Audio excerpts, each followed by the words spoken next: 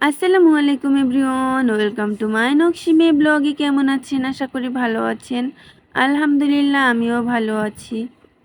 ভিডিওটি শেষ পর্যন্ত দেখতে থাকুন। আজকে সহজ পদ্ধতিতে আপনাদেরকে বিরিয়ানি রান্না করে দেখাবো। তো কোনো ঝামেলা ছাড়াই ঘরে যা উপকরণ আছে সেগুলো দিয়ে আর রাঁধুনি রেডিমিক্স বিরিয়ানি মশলা দিয়ে রান্না করে দেখাবো খুব সহজে আর টিপস সহ। ভিডিওটি শেষ পর্যন্ত দেখতে থাকুন। ভিডিওর মাঝে মাঝে আমি টিপসগুলো বলে দিব। প্রথমে আমি পেঁয়াজ ভালো করে ভেজে তার মধ্যে আমি মাংস দিয়ে ভালোভাবে নেড়ে চেড়ে নিচ্ছি। ভিডিওটি ভালো লাগলে প্লিজ সাবস্ক্রাইব করুন। তো আমার পেঁয়াজগুলো ভাজতে একটু পুড়ে গিয়েছে, আমি যেহেতু অন্যদিকে চলে গিয়েছিলাম সেজন্য। তার মধ্যে আমি বিরিয়ানি রেডিমিক্স মশলা দিয়ে দিলাম। বিরিয়ানি রেডিমিক্স মশলা দিয়ে এর মধ্যে যদি এক্সট্রা কোনো মশলা দেওয়া হয় তাহলে বিরিয়ানির টেস্টটা অন্যরকম হয়। তো আমি এক্সট্রা কিছু মশলাও দিব। তো চলুন দেখুন। আমি এর মধ্যে 1 কাপ দুধ দিয়ে দিলাম। আপনারা চাইলে গুঁড়ো দুধটাও, যদি গুঁড়ো দুধ থাকে তাহলে গুঁড়ো দুধ একটু গরম পানিতে মিক্স করে এটা দিয়ে দিবেন। সামান্য পরিমাণে লবণ দিয়ে দিলাম, একটু আদা রসুন বাটা, ধনিয়া গুঁড়ো, হলুদের গুঁড়ো সামান্য পরিমাণে দিতে হবে। মরিচের গুঁড়ো দেওয়া যাবে না, তাহলে কালারটা অন্যরকম হয়ে যাবে, লাল কালারের হয়ে যাবে, তাহলে বিরিয়ানির যে কালারটা সেই কালারটা আসবে না। তো আমি ভালোভাবে নেড়ে চেড়ে কষিয়ে নিব কিছুক্ষণের জন্য।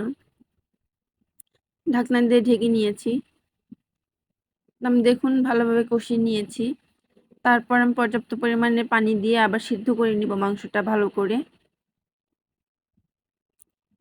এখানে আমি 2 কাপের মতো পানি দিয়ে দিলাম।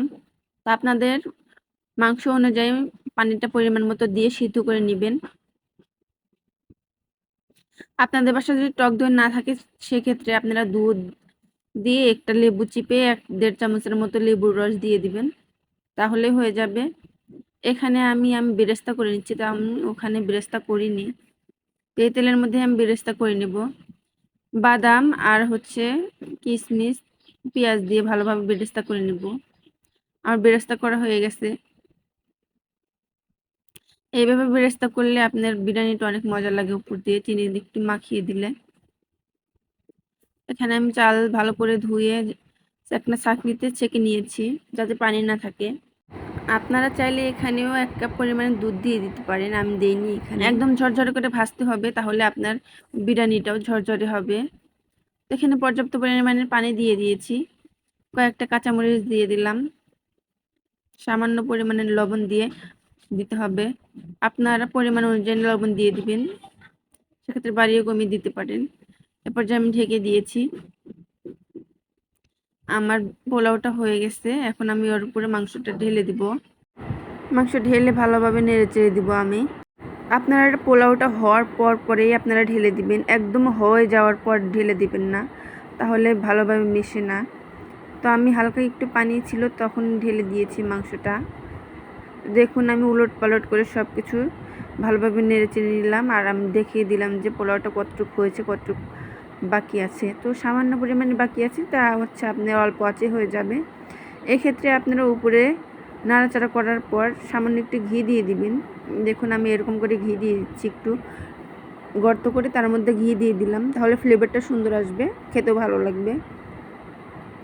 আমি এই পর্যায়ে দমে দিয়েছি যাতে বাকি যে চালটুকু ছিল সেটা হয়ে যায়। আমার হয়ে গিয়েছে। আমি উপরে বেরেস্তা দিয়ে দিলাম, অল্প একটু চিনি দিয়ে মাখিয়ে নিয়েছিলাম, আমি উপরে একটু বেরেস্তা দিয়ে দিলাম। ভিডিওটি ভালো লাগলে প্লিজ সাবস্ক্রাইব করে পাশে থাকবেন, লাইক কমেন্ট শেয়ার করবেন। ভিডিওটি কষ্ট করে দেখার জন্য সবাইকে ধন্যবাদ। আসসালামু আলাইকুম, সবাই ভালো থাকবেন।